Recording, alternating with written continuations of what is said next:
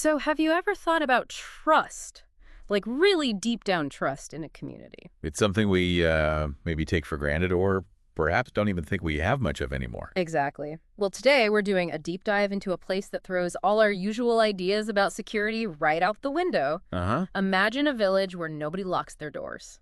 Because, well, they don't actually have any doors. It sounds like something out of a story, doesn't it? But it's real. It absolutely is. We're going to unpack how belief and trust can literally shape reality in a way that seems, frankly, impossible to most of us. Okay, let's get into this. This is a fascinating one. It really forces you to stop and think. Yeah. We're talking about a genuine paradox here. Yeah. A place with zero conventional security yet. It's safe. Completely safe. Right. So the place we're talking about is called Shani Shingnapur. It's in Maharashtra, India. Mm-hmm. And the central, just mind-blowing fact is this. The homes there have no doors. And when you say no doors, you mean it literally. Literally. No wooden frames, no panels swinging on hinges, nothing. Just an open entryway. No locks, no keys. Can you even picture that? It's difficult. You walk up and it's just open. And it's not just the houses. We're talking shops, schools. For a long time, even the bank. No doors, no locks, anywhere. Which is just staggering from our perspective. Absolutely. And here's where it gets really interesting. Despite this total lack of, physical security, there's basically no crime. No theft. People just don't steal. How? How do people feel safe like that? It boggles the mind. Well, what's fascinating here, I think, is how fundamentally this challenges our sort of modern view of security. Right. Locks, alarms. Exactly. It's all based on physical barriers, deterrence. Think about your own house, your car. You lock everything up. Of course. This village just doesn't operate on that level at all. I really want you listening right now to just try and imagine living like that. Yeah. Your home, your valuables, your family, just completely open. Yet you feel safe, profoundly safe. Yeah. It makes you wonder about the power of trust, doesn't it? Yeah. It really does. It makes you question everything. So, okay, the big question then is, why? Why do they live this way? And there is a reason, a very powerful one. It's not just chance or habit. No, it's rooted in belief, a very deep belief. Go on. They have this profound faith in a Hindu god, Shani, Lord Shani. A god of justice. Precisely. The one who, balances the scales, dispenses consequences. Okay. And the villagers believe that Shani watches over everything in the village. Every single action, every thought, every intention. Constant vigilance, but divine. Exactly. So if someone tries to steal, or even just thinks about it seriously, they believe Shani will punish them. But not like police arresting them. No, not human justice. It's cosmic justice, you could say. Fate. The universe stepping in. Yeah. Swiftly and certainly. Wow. So the deterrent isn't a lock, it's the fear of divine retribution. Or maybe not just fear, but a deep understanding. The belief is so strong, people genuinely feel, if I do wrong, it will come back to me. It's baked into their worldview. So it's about trust, yes, but also faith, respect, an internalized moral code. Absolutely. It shapes their entire social fabric. If you step back and look at the bigger picture, this really highlights how powerful collective beliefs, especially spiritual ones, can be in shaping everyday behavior. Sometimes maybe even more powerful than formal laws. That's a great point, like internal versus external control. Exactly. Most societies, like ours, rely heavily on external things. Police, courts, locks to keep order. Right. Deterrence through consequence. But Shani Shingnapur runs primarily on this internal compass, rooted in that shared belief. Which makes you ask, which is actually more effective in the long run, fear of getting caught by the law or this deep faith-based certainty? It's a profound question. Their model suggests that faith and community norms can be incredibly potent. It's like a self-regulating system built on shared integrity. And this isn't just theoretical, right? There are stories, anecdotes that people tell. Always are. These stories reinforce the belief. Yeah, there's one they often tell about a man years ago who apparently tried to steal something, reached into an open house. And what happened? Well, the story goes almost immediately afterwards, he fell seriously ill.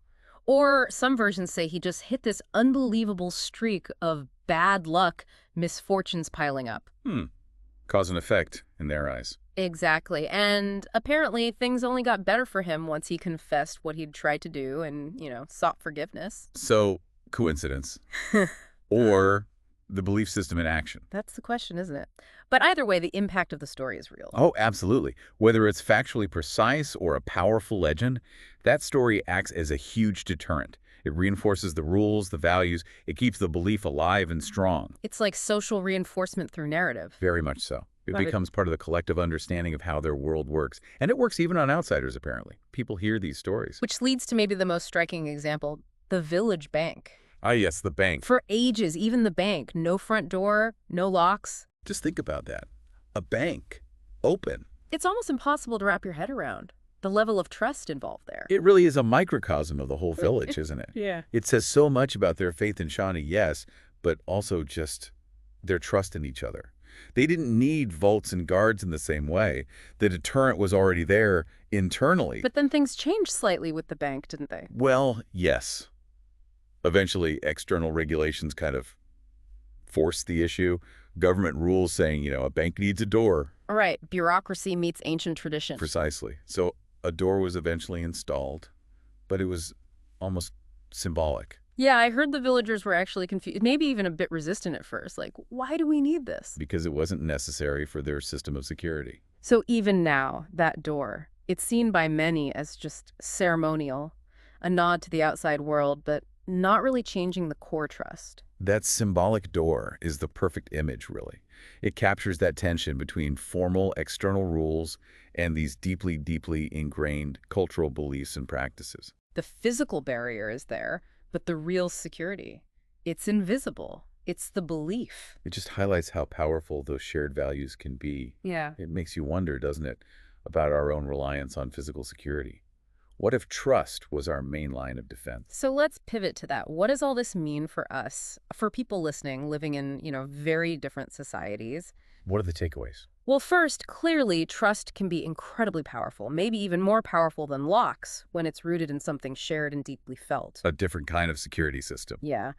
And second, when people operate with genuine honesty and mutual respect, maybe driven by a shared moral code, the need for external protection just shrinks. It suggests that our focus on locks and alarms might be treating symptoms, not the root cause, perhaps. And third, I guess, is just the sheer power of belief, whether it's spiritual, like in Shani Shingnapur, or cultural or even philosophical. These deep-seated beliefs seem to shape our behavior much more profoundly than written laws often do. It fundamentally challenges your assumptions, doesn't it? About how society has to work. Totally. It forces you to ask yourself, how much do you really trust the people around you, in your neighborhood, your workplace? That's a tough question. And collectively, are we living more out of fear and suspicion?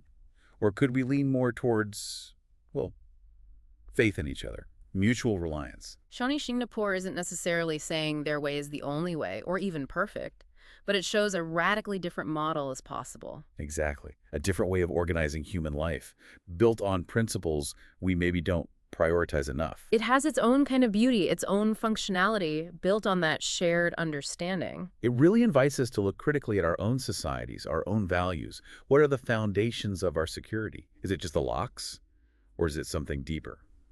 So wrapping up this deep dive, it's just been fascinating exploring Shani Shingnapur. Truly remarkable. It really drives home the incredible power of collective belief and community trust, how it can literally build a world without doors. A living example of societal architecture based on faith. Thanks so much for joining us on this journey today. And maybe just one final thought to leave you with. Consider how much of your own sense of safety comes from external things, the locks, the alarms, and how much comes from or could come from the internal fabric of your community, the trust, the connection, the shared values. What might change if we consciously tried to strengthen that internal fabric? What possibilities might open up? Something to definitely think about.